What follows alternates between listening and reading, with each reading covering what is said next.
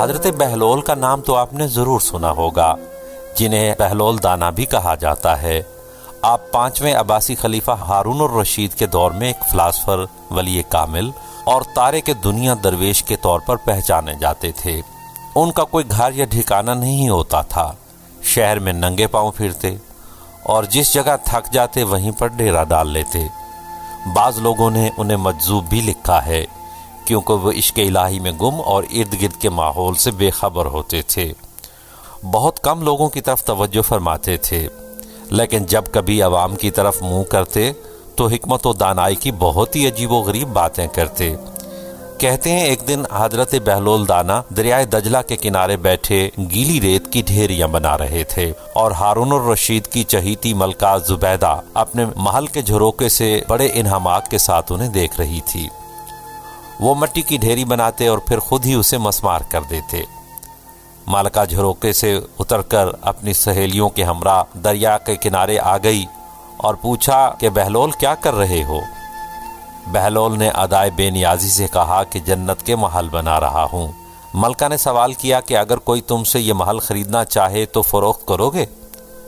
بہلول نے کہا ہاں ہاں، کیوں نہیں، میں بناتا بھی ہوں اور فروخت بھی کرتا ہوں۔ ملکہ نے پوچھا بتاؤ ایک محل کی قیمت کیا ہے؟ بہلول نے بے ساختہ کہا 3 درہم۔ ملکہ کے حکم پر بہلول کو 3 درہم اسی وقت ادا کر دیے گئے۔ یہ واقعہ ملکہ نے اپنے شوہر خلیفہ ہارون الرشید کو بتایا، جسے خلیفہ نے مذاق میں ٹال دیا، لیکن رات کو ہارون نے خواب میں جنت کے مناظر دیکھے، جن میں آبشاروں اور مرغزاروں کے علاوہ خوبصورت محلات بھی شامل تھے۔ سرخ یاقوت کے ایک محل پر اس نے زبیدہ کا نام بھی لکھا دیکھا۔ ہارون نے سوچا کہ دیکھوں تو صحیح، کیونکہ یہ تو میری بیوی کا گھر ہے۔ وہ محل میں داخل ہونے کے لیے جیسے ہی دروازے پر پہنچے، دربان نے اسے روک دیا۔ ہارون الرشید کہنے لگے اس پر تو میری بیوی کا نام لکھا ہے، اس لیے مجھے اندر جانا ہے۔ دربان نے کہا نہیں، یہاں کا دستور الگ ہے، جس کا نام ہوتا ہے صرف اسی کو اندر جانے کی اجازت ہے، لہذا آپ کو داخل ہونے کی اجازت نہیں۔ جب دربان نے ہارون کو پیچھے ہٹایا تو اس کی آنکھ کھل گئی، لیکن بیدار ہونے پر خیال آیا کہ اللہ تعالیٰ نے زبیدہ کے حق میں بہلول کی دعا قبول کر لی ہے۔ چنانچہ وہ ساری رات اسی افسوس میں کروٹیں بدلتا رہا۔ اگلی شام وہ بہلول کو تلاش کرتا دریا کے کنارے پر پہنچ گیا۔ بہلول ایک جگہ پر بیٹھے اسی طرح مکان بنا رہے تھے۔ ہارون نے پوچھا کیا کر رہے ہو؟ بہلول نے کہا کہ جنت کے محل بنا رہا ہوں۔ ہارون نے پوچھا بیچو گے؟ تو بہلول نے کہا ہاں ہاں، کیوں نہیں، میں بناتا بھی ہوں اور فروخت بھی کرتا ہوں۔ ہارون نے سوال کیا کہ بتاؤ ایک محل کی قیمت کیا ہے؟ تو بہلول نے جواب دیا تیری پوری سلطنت۔